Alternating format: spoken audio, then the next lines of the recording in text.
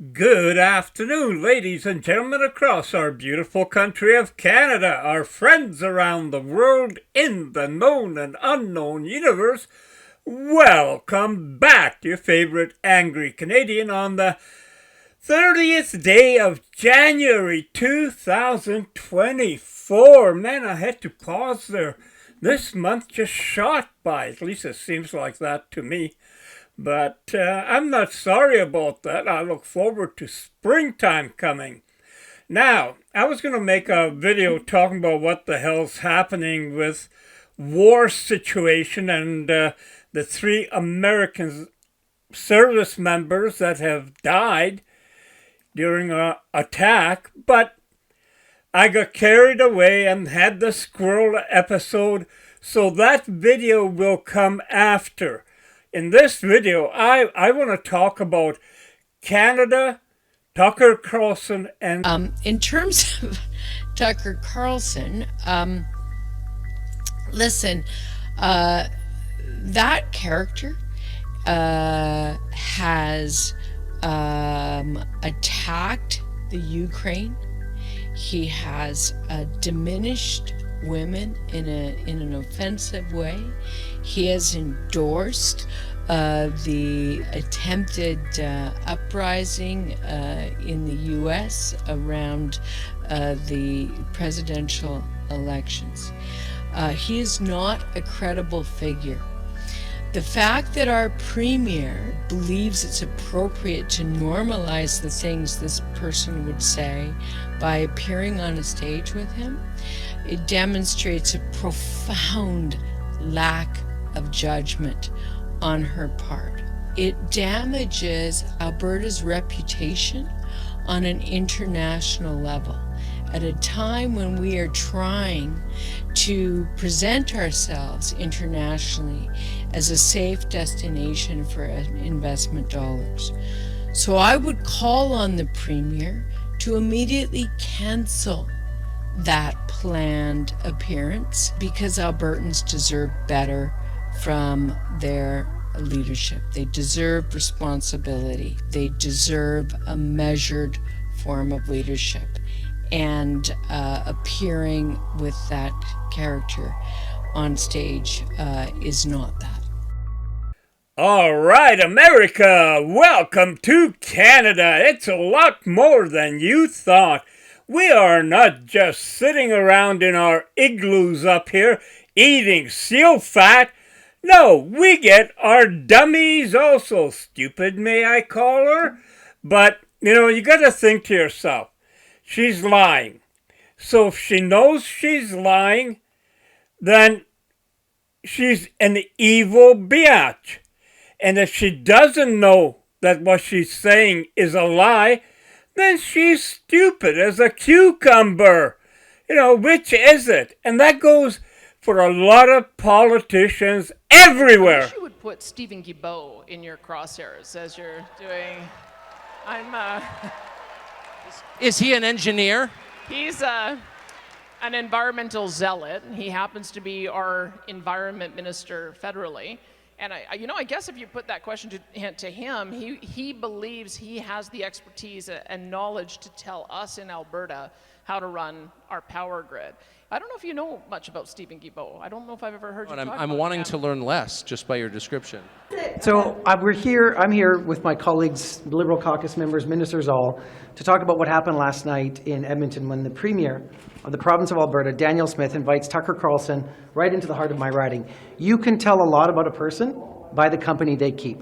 And I have knocked those doors in Edmonton Centre. And I know how progressive a riding Edmonton Centre is. I've represented it since 2015. And for Danielle Smith to bring the mouthpiece of the MAGA conservative far right to Edmonton Centre to spew hate about LGBTQ2 people is beyond the pale. It's deplorable, and we won't stand for it. And I can tell you, it is completely unacceptable for the Premier of any province to say that she wants to put a target on the back of any Canadian politician, and my friend and colleague Stephen Guilbeault simply for doing his job. You can have respectful discourse in this country. You can raise the issue. You can bang your fist on a table at a FedProv meeting. That's all legit. But you do not summon the dogs of MAGA conservatism to come and somehow try to scare us and to try to incite violence against politicians of any stripe. It's not acceptable. And if she would take her job seriously, she'd actually be focused on housing, on climate change, on actually solving the issues of Albertans, like forgetting her ridiculous proposal on CPP, instead of trying to summon evil forces from the United States to try to take on one of our colleagues. I mean, this goes beyond me and the fact that I was targeted last night at this event. This increases political violence against everyone who runs for office in this country, whether they're doing it at the municipal level, at the provincial level, or at the federal level. What happened last night is not acceptable. Is he going to condemn that?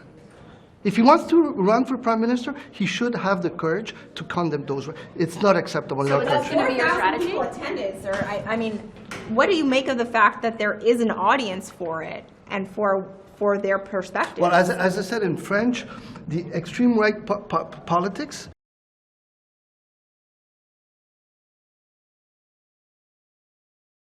the extreme right politics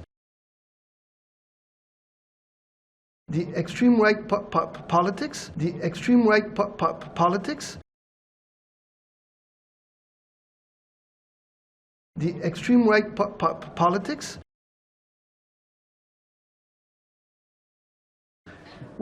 don't ask the question if it's coming to Canada. It's already here. And they're bringing it. Talk about bringing it to Canada. They've brought the extreme woke democratic ideology, and we're screwed. We're screwed. And don't count on Skippy to be the savior. Anyway, breaking news. Authorities investigating massive security breach at Global Affairs Canada. Oh, this is just like fresh news. Doesn't that make you confident in all the digital stuff that they got planned for us? Everything from health to ID to currency. You name it. You're going to have a big presence in social media. Are you not contributing to the divide? Should he not have been led into the country? You're all familiar with his rhetoric. He's been doing this for years. So what, should he have been stopped at the border? I think his word should be condemned. We cannot accept that in Canada. This is not us, and this will never be. This will never be us. Are you not contributing to the divide by coming out here and comparing Poilievre to this and making this about him? Are you not contributing to the divide by doing that? If your government has been accused, we're not comparing Poilievre to him. I think what you're not. Have you looked at your own advertising from your Liberal Party? What Mr. Rodriguez just said is he said I'm asking Pierre Poilievre, the leader of the opposition, to condemn those hateful and violent statements by Tucker Carlson. Canadians have stepped up to do the right thing to protect the freedoms and the rights of Canadians. Transphobia, biphobia, homophobia are all on the rise. It's been difficult to watch. People and institutions still continue to reject who you are, to try to deny members of our communities the rights to be seen and heard and celebrated. They're always for freedom, real freedom. These are the things we stand for. The small fringe minority of people who are on their way to Ottawa or who are holding unacceptable views that they're expressing. There are far too many examples of all the bullshit these politicians. They're not even, they don't represent the country. They're not voted in legally, because why the hell are they allowed to lie when they run a campaign? Why the hell are they allowed to lie when they're in office? And that just sets an example all over the friggin' place. Especially, and I'm going to go out on the limb and say, in Canada, it's the Liberals. In America, it's the Democrats who hold on to these woke ideologies. But, like in the States and here too, some of the conservatives want to seem like we're hip with that. Now, this woman is awesome. Listen to her. Well, one thing I find so offensive, I mean, you talk about the disrespect to our province. This is a guy who is an environmental advocate. He's best known for scaling the CN Tower in opposition of fossil fuels when he was working as an environmental advocate.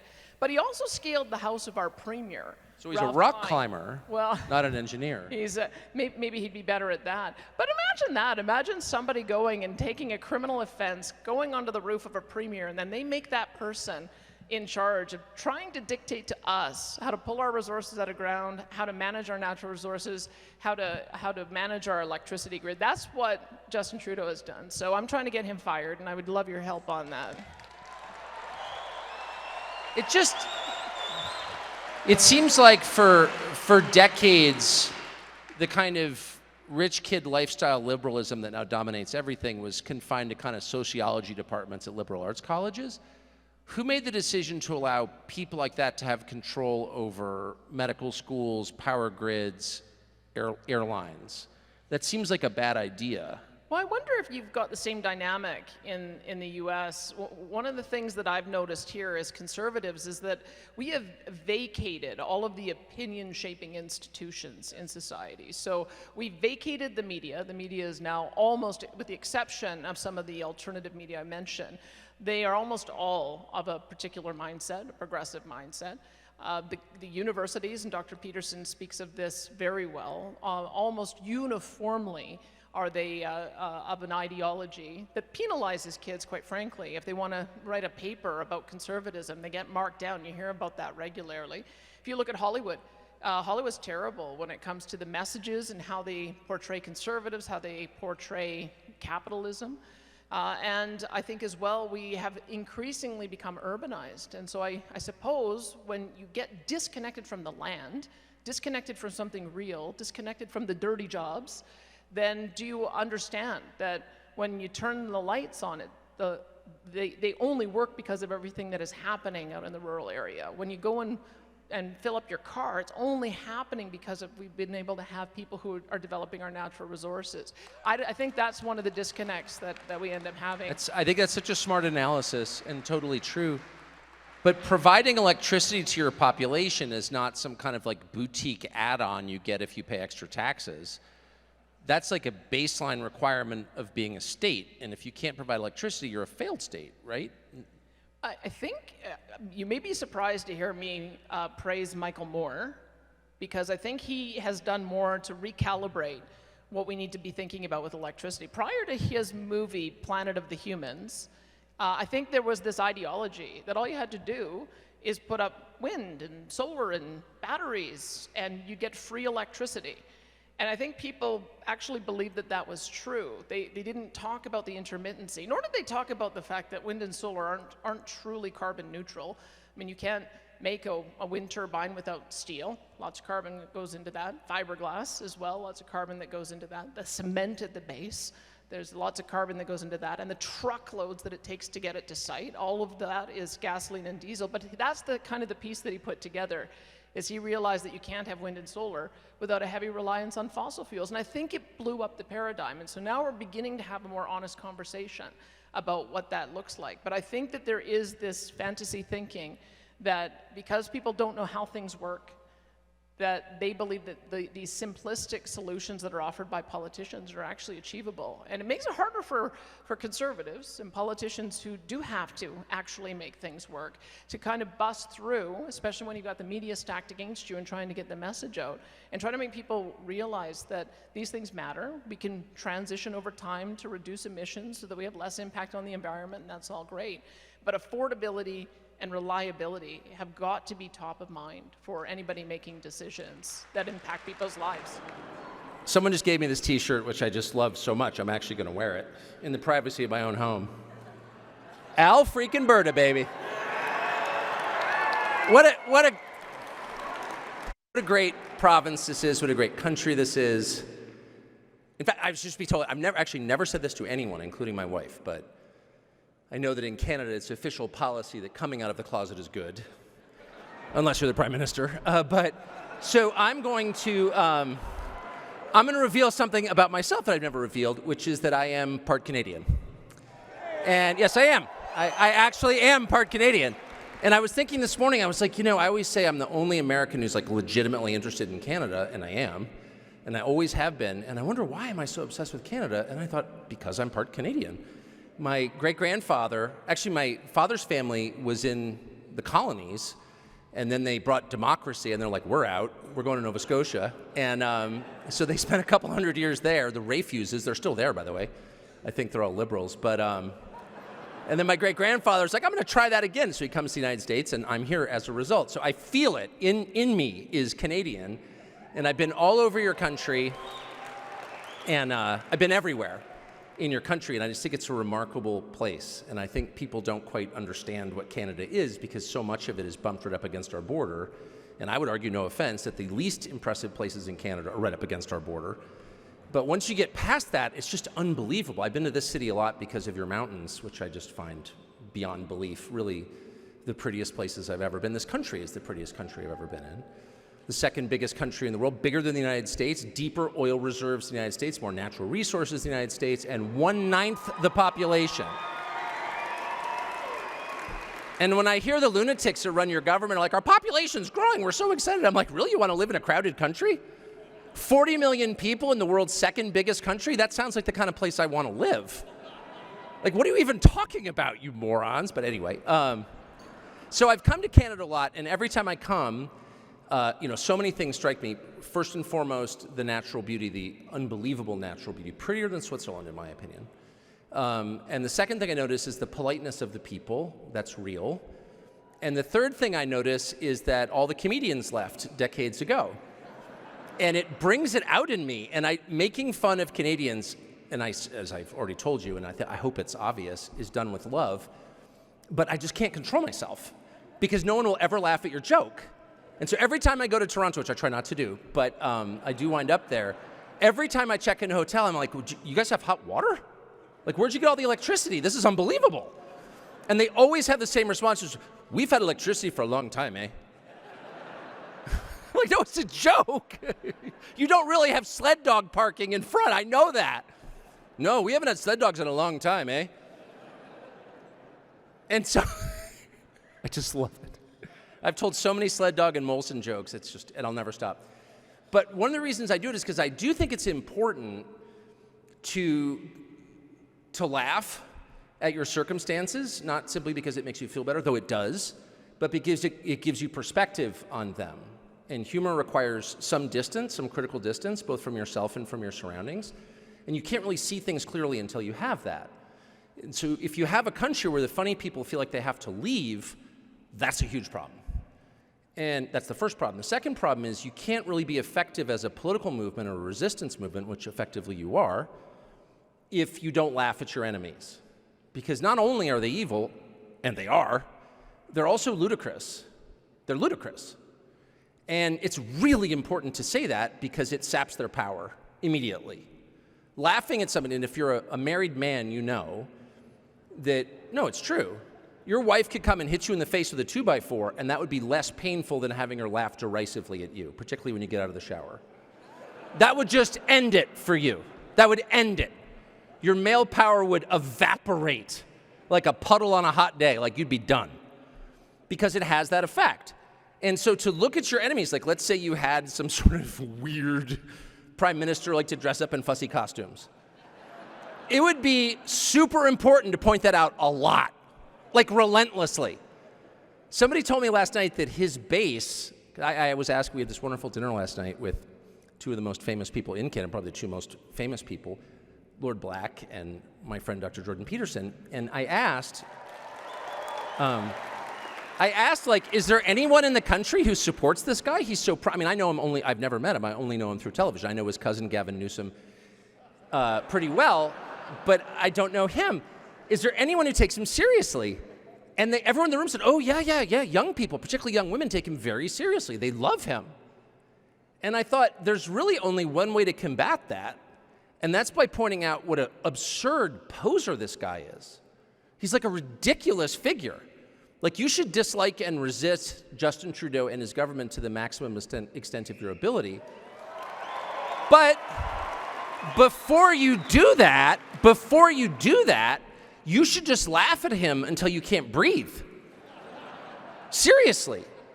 The guy's like, he's showing up for a costume party when no one else is. There's no costume party, and there's Justin Trudeau. Like, speaking as some sort of moral voice. Weird little cross-dresser. So anyway, that's my first piece of advice. My second piece of advice, once you've done that, which is very effective, and I know it's not the Canadian way because it's such a polite society that everyone feels morally bound to take everyone else's point of view very seriously and sort of nod gravely and pretend to consider their perspective.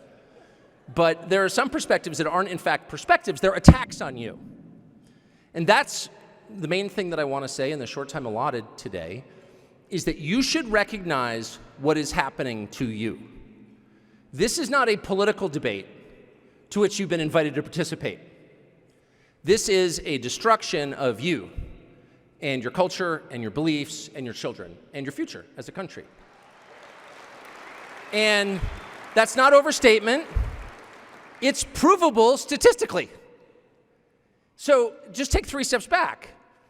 If you have a government that is giving fentanyl to your children, as they are in BC, I notice your premier has a no fentanyl to kids policy, God bless her. I know, and you're applauding. I mean, and I'm applauding, and I'm grateful. But how distorted is your world where you have to applaud the one politician's like, we're not going to give fentanyl to the kids today. Okay? But then take 2 steps further back from that and ask yourself, if someone's giving fentanyl to your children, what's kind of the message of that? Well, they're trying to kill your children, obviously. Fentanyl? It's the #1 cause of death under 40 in the United States. #1 in the whole country, followed by suicide. If you want to know where we are, we're about 2 years behind you. And it's only because we have a louder media space than you do that we aren't ahead of you. But if someone's giving fentanyl to your children without telling you, they're trying to kill your children, which are your inheritance, so the only meaningful thing you will ever produce on earth, okay, are your children. That's the first thing to know. Second, if they are trying to kill you, and by the way, I know I'm offending everyone, even this group, because no one in Canada wants to talk about anything. It's like an Episcopalian Christmas dinner.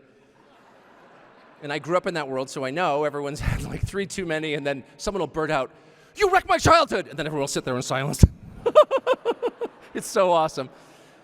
But Anglo-Canada, like Anglo everywhere, doesn't like to say anything out loud. But let me just do it anyway.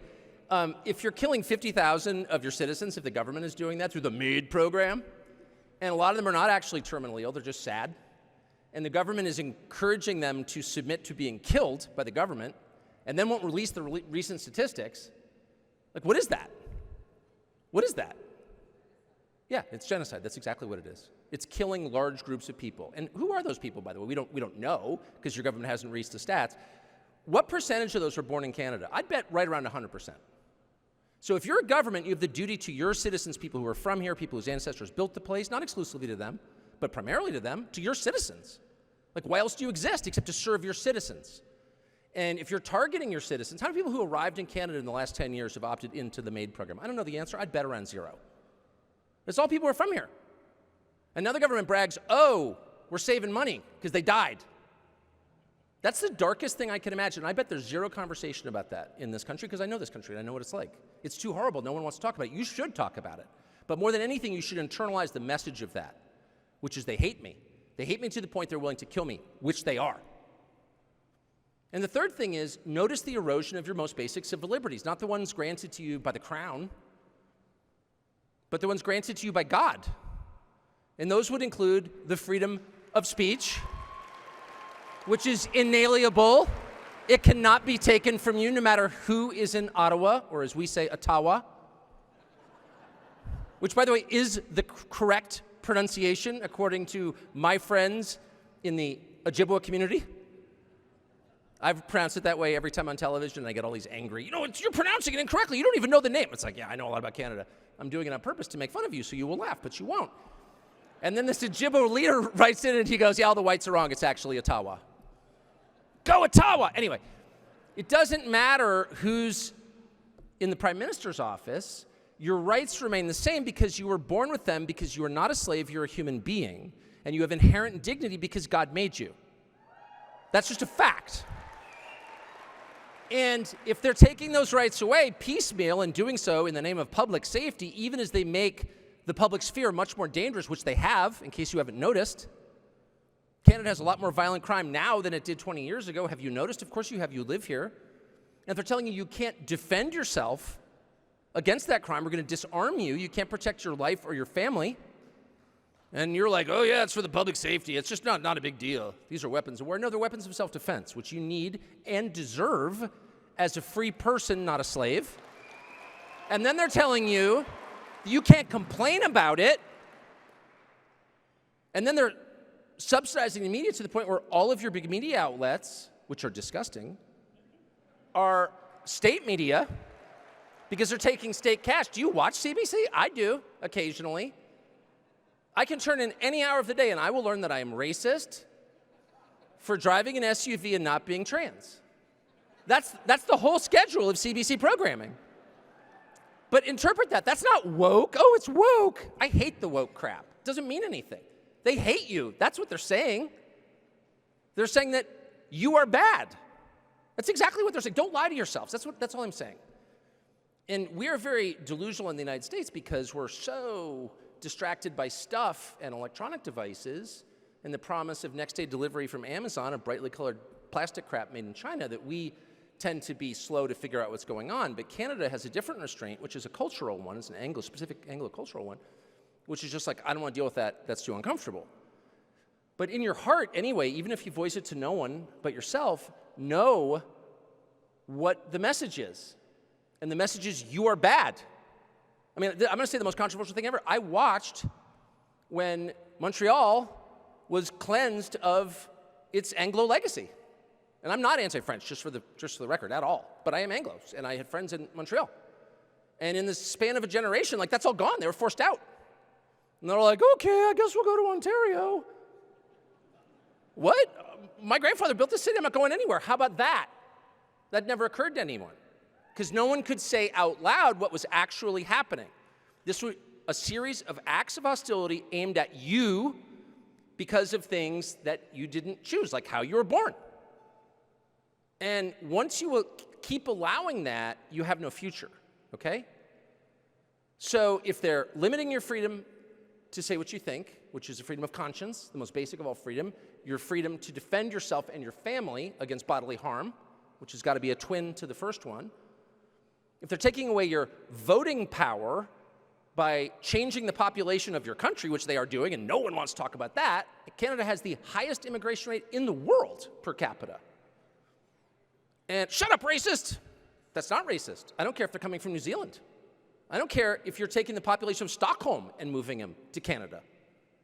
If you change the population of the country, you change the country. And you dilute the voting power of the people who are vested in that country, the people who are born there, who have lived there long term, who understand the history and the culture of the country, who are bought in. And all of a sudden, their vote means much less. It's math. You guys do that. Math.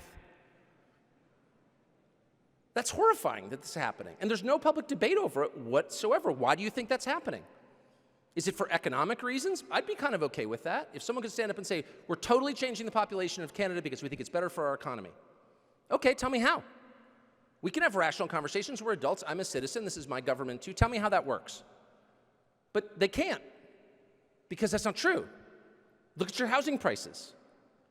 Look at the strain on your services. Look at your healthcare system, which no Canadian I meet brags about anymore. And one of the main reasons is it's overburdened. There are too many people. Oh, we need population growth. Really? Tell me why. Tell me why all of these slogans make sense. I've watched Canadian hockey from time to time. They literally say diversity is our strength before they open the game. Okay, what does that mean and why is it true? Shut up! No, I'm not going to shut up. You're telling me to accept a slogan, so it's incumbent on you to explain what the slogan means and why it makes sense. That seems like a common sense rule. If you're forcing something down my throat, tell me how it tastes before I swallow it. Oh, shut up, racist. No, not going to. Not racist. I'm not going to shut up.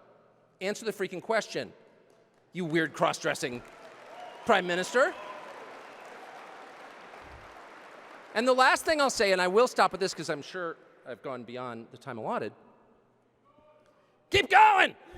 I'm out of control. Unleashed in Canada. The last thing I'll say, which also may be controversial because it sounds like a parochial concern or some sort of, weird religious thing or something, and it's not. But take a look at what they're doing to your Christians. And I say this for a couple of, I am a Christian, but that's not why I'm telling you this. I'm telling you this because there's kind of no more inoffensive and peaceful group in the world than the Christians. In fact, there isn't. Their religion tells them, commands them to turn the other cheek and to put the concerns of others above their own concerns. So if you have a problem with those precepts, explain it to me. Speak slowly so I can understand. I think every person in this room, regardless of your faith, can agree, yeah, I'm for that. I wish I was more like that. That's good. We need more of those people in society. Serve others for the sake of service. People who pray for their enemies. Who does that? Who would pray for an enemy? No one, except the Christians, and they do. They're commanded to. So if you're hassling that group, maybe you've got another agenda that we should be concerned about, even if we're not in that group. If we burn 90 of their churches to the ground, and the prime minister and his little weird buddies are endorsing that, burning churches, if you're on the side of burning churches, let me just say, I don't need any other facts of the case, you're on the wrong side.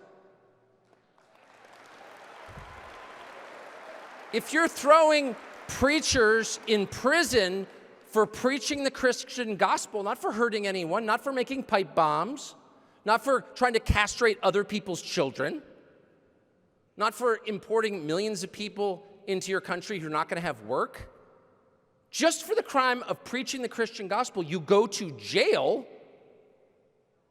At the same time, when they're encouraging your kids to do drugs, and not just fentanyl, but weed, don't raise your hand if you have a 15-year-old son, but come up to me after and tell me what you think of legalized weed. For real. And if you have a 15-year-old son, you know exactly what I'm talking about. They did that to you and to your son on purpose. And so in a country like that, in a world like that, if you think that preaching the gospel is so dangerous that the people who do it need to be in prison in shackles, you're serving someone other than the people of Canada, if you know what I mean.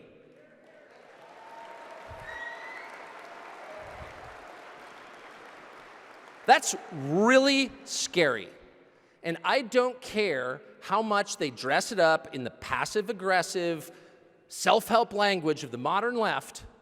Well, it's really about public safety. Every time I turn on your freaking television shows, everything's about public safety, which is a euphemism for hard-edged fascism, actually. And frankly, I'm a little bit more comfortable with the old-fashioned variety, where guys in tight uniforms goose-step through your town, because at least you know who you're fighting. And you know what it's going to take to liberate your town. Get rid of these people and everything will be okay. But when they show up and they're therapists with advanced degrees, and they look at you in the face and say, no, actually, little Dylan just needs more fentanyl. Little Dylan's actually a girl. And we're going to, yes, he's a girl. Sorry, she's a girl. She's a girl. And if you don't agree, well, maybe we may have to remove Dylan to more care-affirming custody. Oh, you're going to take my kids away because I don't want to castrate them. They'll never say that, of course, because clear language is their enemy, because clear language exposes who they really are. They're not people who are trying to help you. They are people who are trying to hurt you. Anyone who goes after your children, anyone who encourages you to have fewer children is trying to make you extinct. It's literally that simple. And it's only in the advanced West that we don't see that. Try that crap in Bulgaria. Try that in Serbia. How do you think that would fly in Serbia? We're just going to give little Voldak some fentanyl. And we think, he may be, you wouldn't even get to the next sentence before you got shot. Because you're trying to kill someone's kids. And your average Serb, whatever you think of them, doesn't have generations of therapy talk that acts as a logical intermediary in his brain and prevents him from seeing what's actually going on here. They're trying to kill my kids. I'm the father. I won't allow it. I'll lay my life down to prevent it. It's literally that simple. So I'll stop with this. The answer, before you take any sort of action or imagine that some election is going to fix things, which it's not, spoiler alert, Because this country, like every country, very much, and maybe especially including my country, has a lot of frauds in that business. Sorry. It does. I would know. It's the one thing I know a lot about. Before any of that takes place, you need to change inside. Your attitudes need to change. And your timidity needs to be replaced by bravery. The muddled thinking that you have about this stuff, the average normal Canadian, just like the average normal American, sees this stuff pop up on his phone or he's on X and he's like, I can't believe it, the world's going to hell. But it's scattershot. There's one here, one there, one there. No, it's not scattershot. It's of a piece. It's of a piece. They're all connected. And it's aimed at you. And if you don't agree, tell me how I'm wrong. But I'm not wrong. I'm right. And so the first thing that you need to do before changing anything in your country is to change everything about your heart. You have to be ready for a contest where the stakes are existential, which they are. And with that, I will stop. Thank you.